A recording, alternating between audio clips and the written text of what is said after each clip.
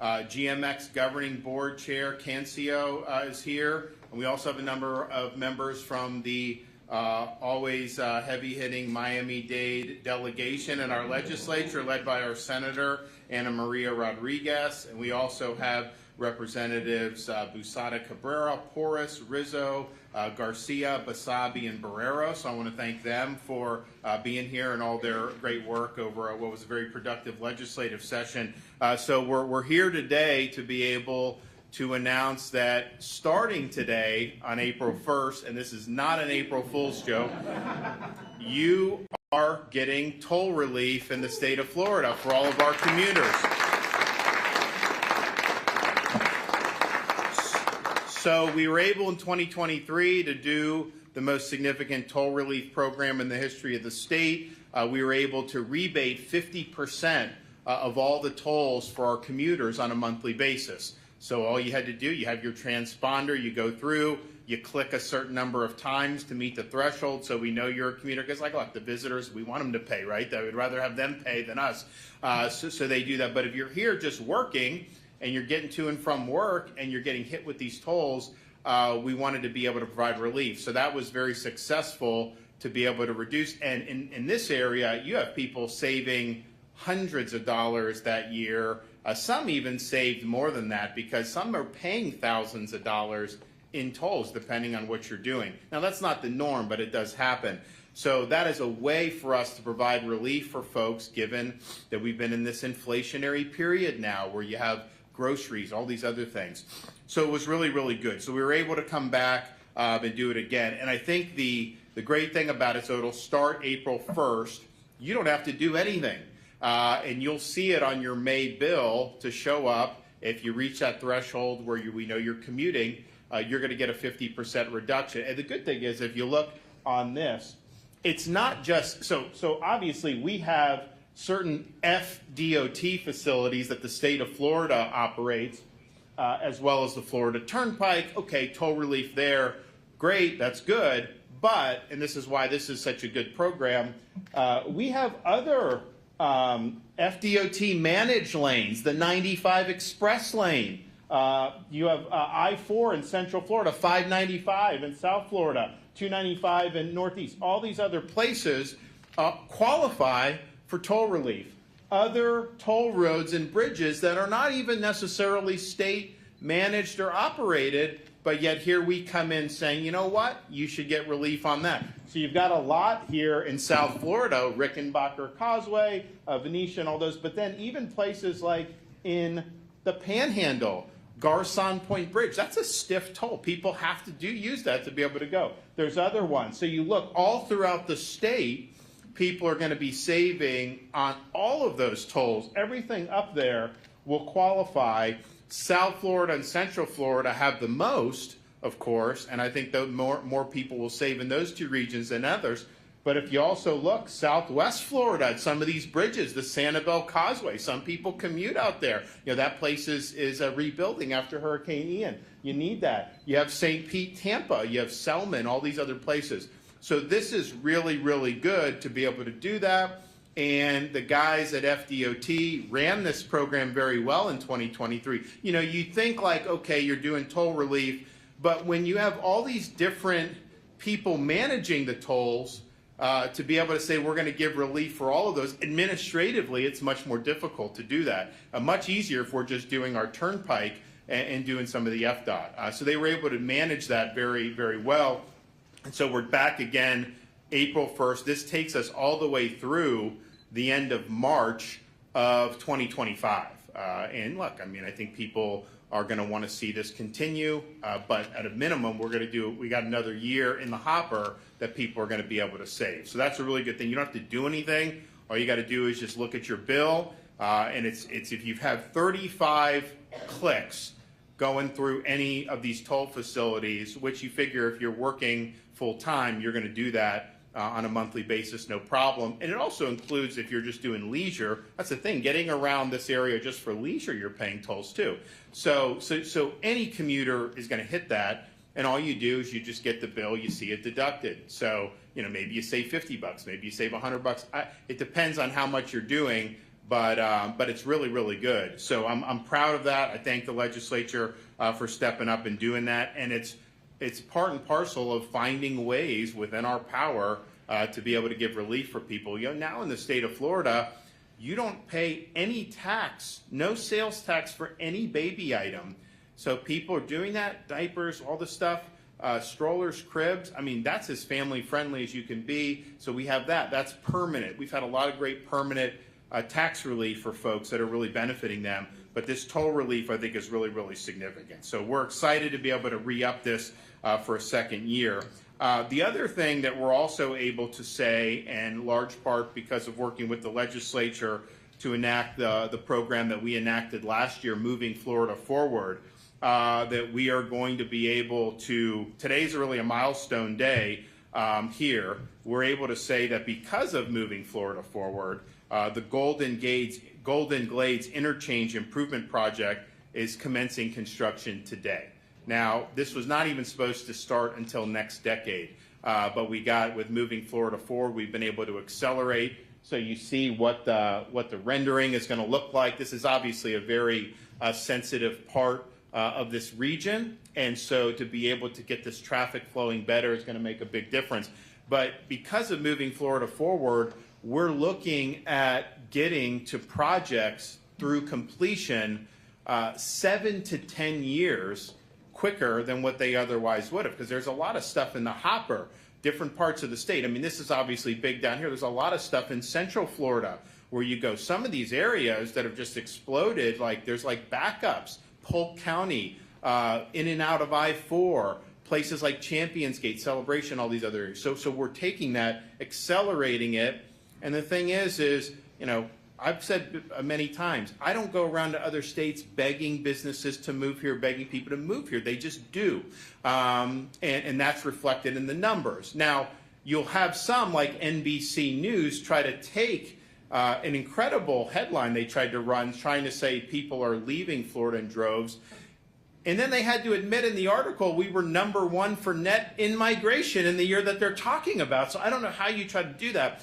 The bottom line is we're not asking for that, but we've been the leader in net in-migration, so we're going to need to have the infrastructure to support that. So we had a decision to make last year. We had this massive budget surplus. Yeah, we did $2.7 billion in tax relief. That's the most that's ever been done in the history of the state. Yes, we were able to manage the budget well. Yes, we were able to pay down debt. We've paid down 25% of the state's debt just since I've become governor. We have another $500 million in the hopper in this budget to accelerate even more debt repayment. So we're knocking out all that. But we also said, okay, we know we're going to have to do this infrastructure stuff. So let's try to do it in a way where we're going to accelerate these projects and make a difference. Because you're talking about, when you're shaving off 7 years of traffic congestion, you know, that's a big deal. Just think how much time people spend in traffic, and think accumulating that over many years. I mean, that's like 7-10 years. That's like the heart of people's careers with like a family and stuff. You want to be home. You don't want to be sitting in traffic. So this is going to be a good project, starting way ahead of schedule.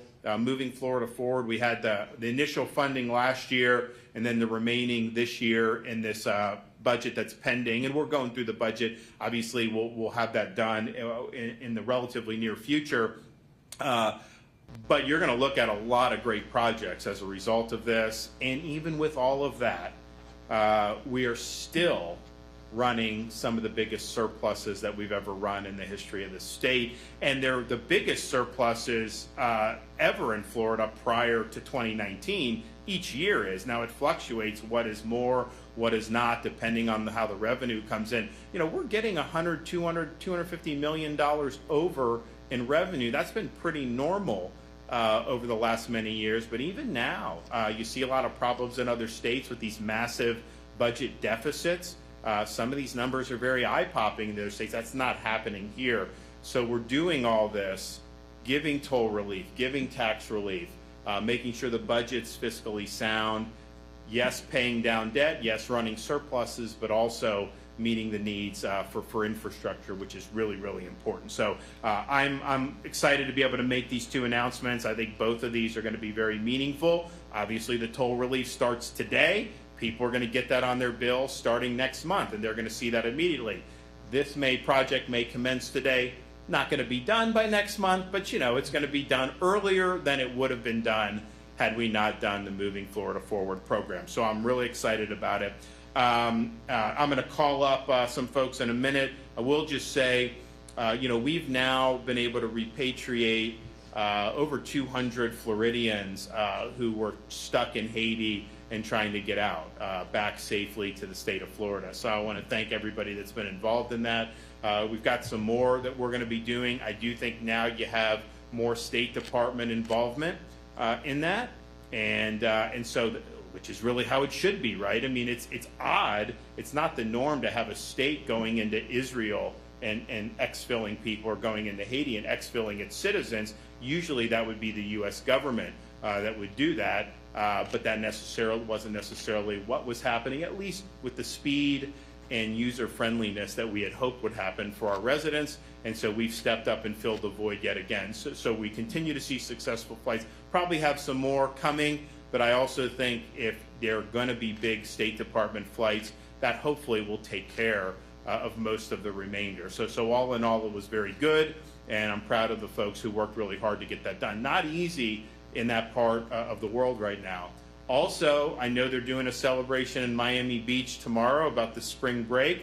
The bottom line is that went very well here, given what's happened in the past. And so it starts locally with the commitment, but at the state, we just said we want to be helpful. And so we provided the resources, and I think it was a great effort to just ensure the quality of life for the people that are living in these communities. And you know what? The businesses did very well. They do a lot better when their windows aren't smashed in. I can tell you that. A lot of the restaurateurs were thanking me because they usually get damaged during this, and they didn't. So good job, everyone. I know we had a lot of law enforcement involved at both the municipal, county, and state level. Those folks did a really, really good job and kept people safe. And I think people still had a lot of fun. I know business was still good, but we're doing it in a way that does maintain that critical order that we need for our communities. So good job. Okay, with that, we're going to hear from some of our speakers today. So we'll start with the Lieutenant Governor.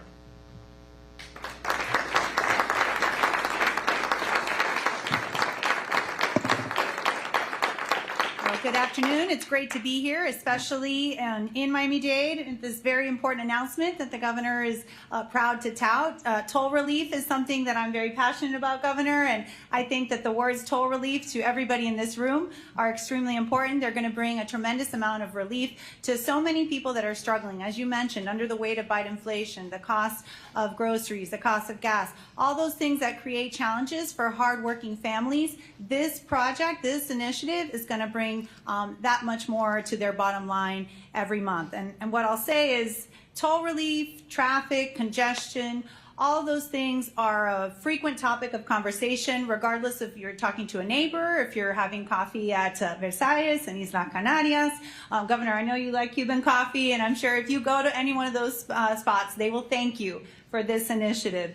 Because in fact, when I was in the legislature, and I want to publicly thank those that are here today, I know that they work hard each and every day to bring that relief to their constituents. But that was an issue that I was very passionate about, making sure that we tackle the issue of runaway tolls, making sure that we tackle the issue of rogue expressway authorities, making sure that they brought transparency and accountability to the toll payers. And so for our administration, I'm extremely proud that we've been able to work on this issue consistently. And what started as a successful SunPass savings program has now turned into this toll relief program that I hope the legislators that are here, I hope they're listening. I hope that you will continue it for many years to come, because it is indeed important for our community. And really, as the governor pointed out, to every corner of our state.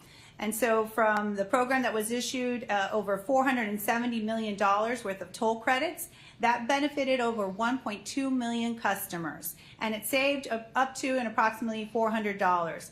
And as I mentioned, that goes a long way for hardworking families, especially with all that they're facing from the federal government and seeing those rising costs, inflation everywhere. And when you commute from Kendall to downtown, and I can tell you someone that did it for many years, you could pay up to $7 a day. And when you do the math, that adds up very quickly and can be up to $2,500 a year for families. So again, I'm proud that our Expressway Authority, in addition, our GMX Expressway Authority, that has tackled this issue, they themselves have put aside $10 million to launch their own frequent user discount program right here in Miami. They have tackled the issue of transparency. They've brought to light a lot of the issues from the previous Rogue Expressway Authority. So when you're traveling on one of the 5 GMX roads, you are going to see those savings, and you're going to see new and improved transparency, accountability, because we understand that the toll payers are the ones that are bearing the burden.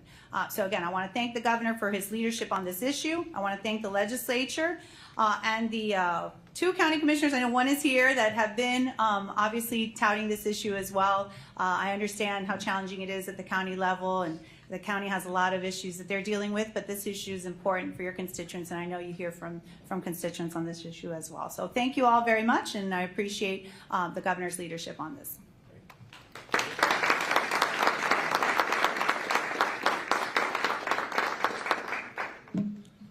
All right, thank you, Governor DeSantis and Lieutenant Governor Nunez. Your leadership has been instrumental, not only providing toll relief when people need it most, but also by strengthening and investing in our transportation system to continue moving Florida forward. With the great success of last year's toll relief program and the continued need to help Floridians stretch every dollar possible, I'm proud to help offer an additional year of the toll relief program for Floridians. Last year, FDOT was excited to be able to cut tolls in half for 1.2 million users. We look forward to providing another year, and we anticipate that more SunPass users will take advantage of this great opportunity. When FDOT says we put communities at the center of everything we do, we truly mean it. We're not just putting money back in your pockets with toll relief, we're also saving you time by improving infrastructure with Governor DeSantis' Moving Florida Forward initiative. Right here in South Florida, one of these projects is the Golden Glades Interchange. If you live here, you know this interchange very well. The Golden Glades Interchange is the first of the 20 Moving Florida Forward projects to start construction. This interchange is highly complex and is one of the largest design bid build projects in FDOT history. The improvements we're making include 32 new bridges, along with a direct connection between the Palmetto Expressway and I-95, and also includes innovative technologies like our wrong-way driving detection system, which has been hugely successful across the state. South Florida has been eagerly awaiting this project for many years, and while some improvements will be available at different points throughout construction, the entire project will take approximately 7 years to build. So this is a massive project for the Golden Glades Interchange. While the Biden administration continues to prioritize ideologies over moving people and goods, I'm grateful we have a governor and a legislature who are focused on delivering actual infrastructure that improves Floridians' quality of life. Thank you to our District 6 FDOT team members who work tirelessly to make projects like this a reality, and also our team at Florida's Turnpike Enterprise, who did a phenomenal job implementing last year's successful toll relief program. I know they'll provide the same great service again. Governor DeSantis, I'm excited your bold vision of moving Florida forward is now coming to fruition, and I'm excited FDOT is able to partner with you to bring another round of toll relief to Florida families. My wife and I have 5 daughters with 2 teenage drivers, so we greatly appreciate your investment. Thank you.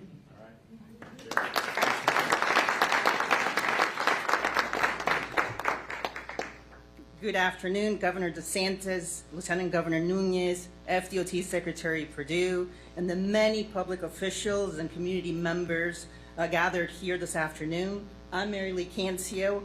I have the honor to be the chair of the GMX Governing Board, and thank you, Governor, for your appointment, and was just recently confirmed by the Florida Senate. I'm here along with the entire board of the GMX, and today is a very special day. Governor, South Florida and South Florida residents and commuters here in Miami-Dade County are going to thank you. Miami-Dade County, Monroe County, this entire South Florida area. Under the leadership of the governor, lieutenant governor, and all of our transportation partners, we continue to ensure adequate toll relief for commuters in South Florida. As a constant traveler on the roads, I know what it's like to receive an email or text message letting me know that relief is on its way. We started here in South Florida in the GMX board providing 20% relief. And every month we would get a text message saying you qualified for that relief. Now I'm looking forward to a relief of 50%. That's going to be even greater. So a lot of commuters are going to have the same smile in their faces when they get that relief. Very easy, folks. You got to use SunPass. If you don't qualify, you just use your tag or your license plate. So go and buy one of those SunPasses. That's very important. You don't have to register. You just got to use SunPass. So, Governor, based on the sound business decisions by FDOT, the Florida Turnpike, and GMX, I'm very excited on what's to come. GMX remains laser focused on identifying common sense solutions that enhance safety, improves mobility, and has the goal of relieving congestion on our roadways. Toll relief is important for the South Florida community, and I'm so glad that GMX provides the perfect symbolism for continued relief for all those who use our state roads. The traveling experience in our expressways continue to improve as we listen to the residents and commuters of our community. At the governor's direction and under the leadership of our governing board, we have empowered our interim executive director, Tori Alston, to continue working to provide additional relief to those who use our state roads. As board chair, I'm grateful for the collaboration with the Florida Department of Transportation, Florida Turnpike, and all our partners as we provide financially sustainable and safe roadways that deliver actual toll relief for the community. In closing, as GMX considers in its upcoming budget, we're aligned with the state's direction and continue providing real relief for our residents and commuters. Governor, Lieutenant Governor, Mr. Secretary, thank you all for being here today at GMX headquarters, and we appreciate your partnership and steady leadership. Now, I just wanted to say some words in Spanish, if you allow me. Quería traducir un poco de lo que pasó aquí en la tarde de hoy, que el gobernador, la vicegobernadora, el secretario del Departamento de Transporte están haciendo un anuncio muy importante. Van a seguir con el alivio de peajes de un 50% para las personas que usan por lo menos 35 veces los peajes aquí en el sur de la Florida y en todo el estado, no es solo aquí. En cualquier carretera donde hay peajes en el estado de la Florida, si lo usas 35 veces vas a tener un descuento. Lo importante es que usen el sistema de SunPass. Y también están aquí para anunciar en el día de hoy que están adelantados 7 años en la construcción del Golden Glades Interchange, que es una área, como ustedes saben, que hay mucha congestión de tráfico, y están adelantados en casi 10 años empezando eso inmediatamente. Y el gobernador va a seguir invirtiendo en infraestructura y en alivio de peajes para todo el mundo en el sur de la Florida. Thank you.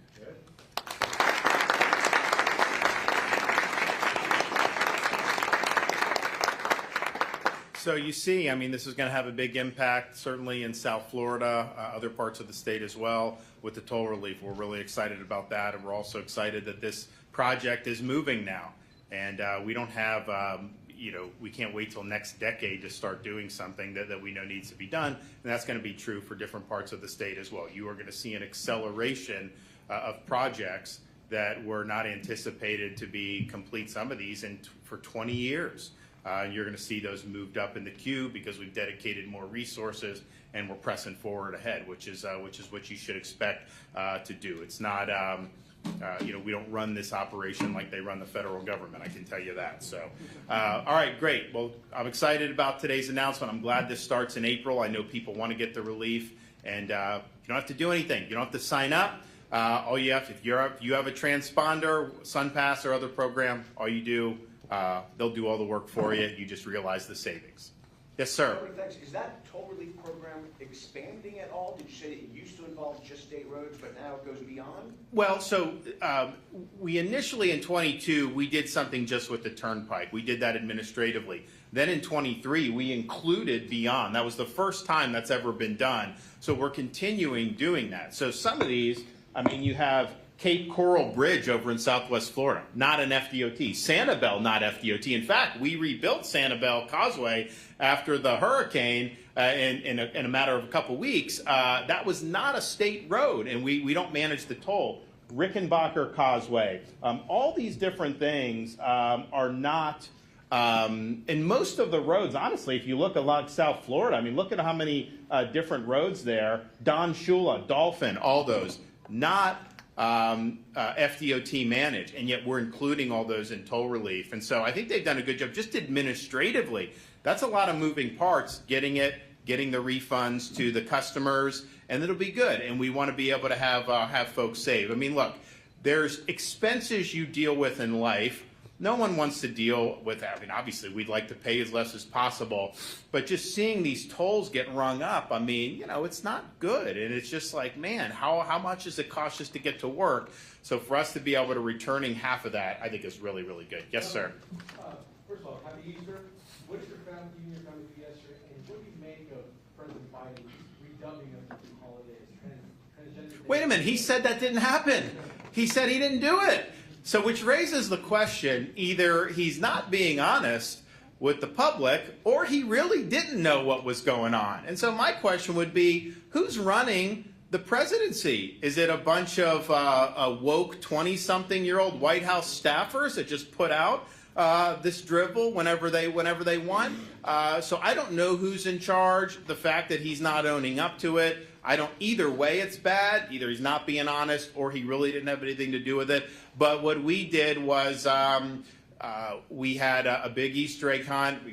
Kids didn't even change when they got back from church. They went in, they found a lot of Easter eggs, and it was like a massive amount. I told my wife, I said, you know, that's a lot. And so they did that, and they were running around. And then it got to be, you know, we get in, you know, we had a nice meal, we did all that. So then we get into later in the day. No naps, just keep going nonstop. And I'm just like, you know, it's tough to keep up. But we had a good Easter, and it's an important, the most important, you know, for Christians, the most important holiday on the calendar. And when Biden did, I think it was ridiculous, but it does raise the issue. You know, you go back, you can see there's a picture that'll get circulated on the internet sometimes of the New York City skyline. And I think it was from like the 1950s. I think it was Good Friday. And you had the buildings lit up with crosses. You know, it was like big crosses. And that was not done, I don't think, by government. I think it was just done by companies, whoever was managing that, doing that. Now, you know, you would not see that type from corporate America or anything like that. So it shows you kind of, I think, the people that are gravitating to more what Biden's doing, that is ultimately, a type of religion that they're trying to advance in this society. And, I'm for the same values that founded this country, and that's how I view it. Yes, sir. Yes, Governor. So the New York Post, as you mentioned, ran a story, and I didn't know if it was an April Fool's joke or not, because it says that people that moved down here during COVID to escape COVID tyranny are discovering that that it's hot and we have hurricanes down here, and they're leaving. But my wife disagrees. She's on the 95 South every day commuting, and she wanted to know if you could possibly add 2 more express lanes to the 95 South and connect the Tuttle Causeway to the northbound expressways. And do you think that your policies, like against things like transit visibility and stuff, are the reason why net migration is so much higher here? Well, right. I mean, so the issue is, I didn't know. Yeah, I saw that. I think that was a play off the NBC article. But the thing is, we've led in net migration. I mean, look, this has always been a transient state. People come and go. That's normal. That happens in all states. But our state in particular has always had that. But we lead in net. And so that means that there must be a reason why people are wanting to do that. So for them to try to focus on acting like that there's an exodus because it's hot, I just don't know. It's like, okay, someone buys a home in Orlando and says, well, I don't have access to the beach that I thought I would. Yeah, you bought a house in the middle of the state. I mean, that's just the way it works. So, but yes, I think our policies have attracted folks.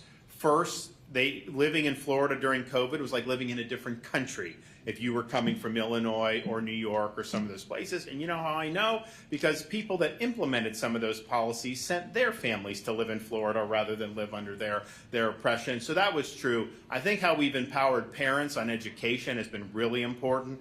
Parents want to know that their kids are going to get an education, that they're going to have a say in the matter, that they're going to know what's being taught, and that they have options to be able to find the best school. But then also law and order and crime has been a big deal. Crime was in terrible shape 2020, 21, 2022. They're saying now the statistics show around the country it's gone down. I don't know if that's true in some of those areas, but I also know that you do have an issue in kind of run-of-the-mill crimes. They don't get reported as much in some of those areas. Like if you get mugged in LA, that's like not even a big deal to them. Of course you're not going to get prosecuted, right? Whereas here, I mean, we would take that seriously. But I absolutely think that the law and order, commitment to public safety is a huge thing. And yes, we don't have an income tax.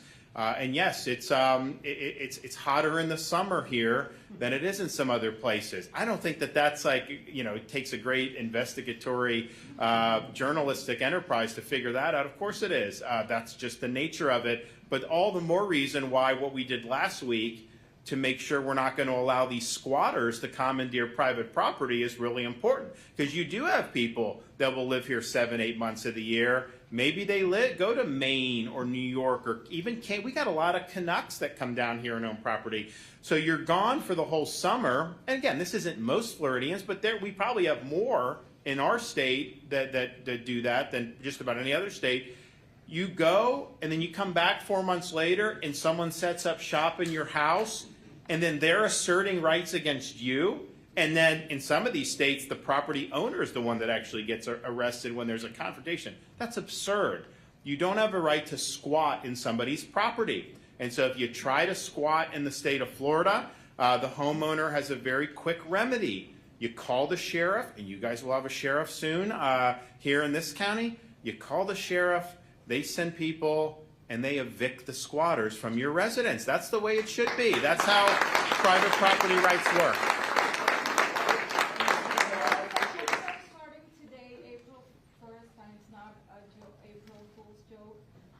Thousands of kids in Florida are losing their Medicaid coverage. I was wondering what's your answer to those needed families, taking into account that local programs or state programs, like Kids Care, for instance, don't cover ABA therapy, and there are thousands. Well, but our Kids Care has been very effective. I mean, I think if you look at what the legislature's done over the years, you know, they've really focused on helping working families make sure that their kids have access to health coverage, and so I think that they've done a good job. The whole stuff with the COVID and everything, you know, that was obviously not something that was going to be sustainable. Everybody knew that when that was happening. So I've supported the Kids Care initiatives, and I think that they've done a good job with it. Yes, sir.